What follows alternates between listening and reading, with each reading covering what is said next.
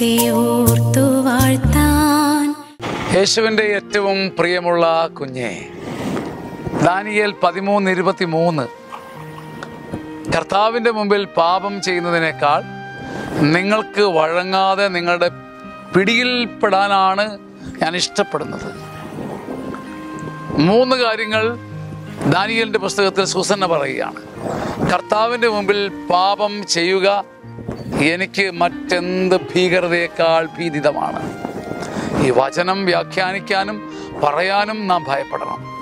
അത്രമേൽ പരിശുദ്ധയായ ഒരുവളുടെ ഹൃദയത്തിൽ നിന്ന് ഉയർന്ന് പദപോലെ പൊങ്ങിയ വചനമാണ് നമ്മളെടുത്ത് കളിക്കുന്നതും ഉപയോഗിക്കുന്നതും.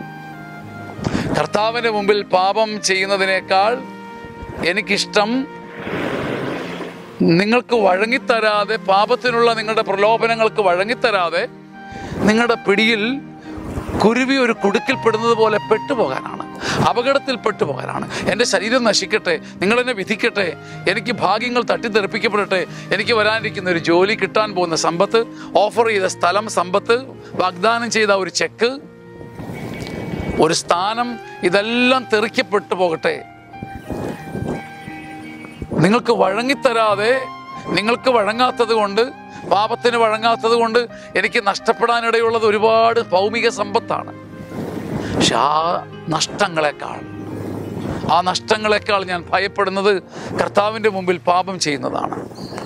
നോമ്പിൻ്റെ ഈ വിശുദ്ധ നാഴികയിൽ ദൈവമുമ്പിൽ ഒരു ഭാരവും ഒരു ജാള്യതയുമില്ലാതെ നിരന്തരം നമ്മിൽ വന്നു പോകുന്ന പിഴകൾ ദൈവമുമ്പിൽ പനമ്പിൽ ഉണങ്ങാൻ വെച്ചിരിക്കുന്ന ഭക്ഷ്യവസ്തുക്കളെ പോലെ നിരത്തി വയ്ക്കാം. കർത്താവിൻ്റെ മുമ്പിൽ ഒരു പാപമെങ്കിൽ ഒരു പാപം വിട്ടുപേക്ഷിക്കാൻ കൃപ നേടിയാൽ, ഒരു പാപം വിട്ടുപേക്ഷിക്കാനുള്ള കൃപ, കർത്താവിൻ്റെ മുമ്പിൽ പാപം ചെയ്യുന്നതിനേക്കാൾ നിങ്ങൾക്ക് വഴങ്ങാതെ നിങ്ങളുടെ പിടിയിൽ അകപ്പെടാനാണ് ഞാൻ ഇഷ്ടപ്പെടുന്നത്. സൂസന്നയുടെ ഈ ഉന്നത ശക്തിയും അഭിഷേകവും നമുക്ക് യാചിക്കാൻ കഴിയട്ടെ. യാചിക്കാനെങ്കിലും. ആമേൻ.